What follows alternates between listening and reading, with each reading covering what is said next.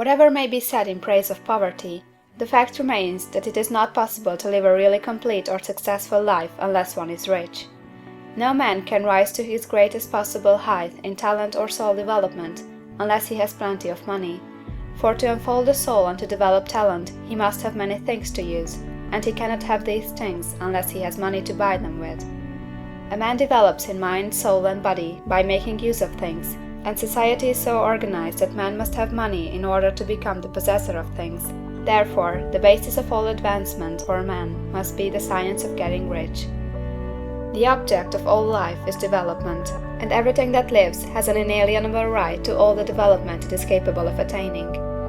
Man's right to life means his right to have the free and unrestricted use of all the things which may be necessary to his fullest mental, spiritual, and physical unfoldment, or, in other words, his right to be rich. In this book, I shall not speak of riches in a figurative way. To be really rich does not mean to be satisfied or contented with a little. No man ought to be satisfied with a little if he is capable of using and enjoying more. The purpose of nature is the advancement and unfoldment of life, which is completeness. Every person naturally wants to become all that they are capable of becoming. This desire to realize innate possibilities is inherent in human nature. We cannot help wanting to be all that we can be. Success in life is becoming what you want to be. You can become what you want to be only by making use of things, and you can have the free use of things only as you become rich enough to buy them. To understand the science of getting rich is therefore the most essential of all knowledge. There is nothing wrong in wanting to get rich. The desire for riches is really the desire for a richer, fuller, and more abundant life, and that desire is praiseworthy. The man who does not desire to live more abundantly is abnormal, and so the man who does not desire to have money enough to buy all he wants is abnormal. There are three motives for which we live. We live for the body, we live for the mind, we live for the soul. No one of these is better or holier than the other. All are alike desirable, and no one of the three, body, mind, or soul, can live fully if either of the others is cut short of full life and expression.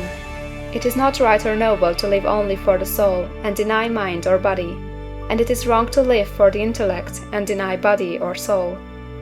We are all acquainted with the loathsome consequences of living for the body and denying both mind and soul, and we can see that real life means the complete expression of all that man can give forth through body, mind, and soul. Whatever he can say, no man can be really happy or satisfied unless his body is living fully in every function, and unless the same is true for his mind and his soul. Wherever there is unexpressed possibility, or function not performed, there is unsatisfied desire. Desire is possibility seeking expression, or function seeking performance.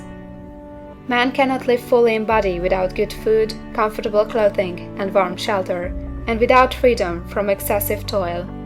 Rest and recreation are also necessary for his physical life. He cannot live fully in mind without books and time to study them, without opportunity to travel and observation, or without intellectual companionship. To live fully in mind, he must have intellectual recreations, and must surround himself with all the objects of art and beauty he is capable of using and appreciating. To live fully in soul, man must have love, and love is denied expression by poverty. A man's highest happiness is found in the bestowal of benefits on those he loves. Love finds its most natural and spontaneous expression in giving. The man who has nothing to give cannot fill his place as a husband or father, as a citizen, or as a man.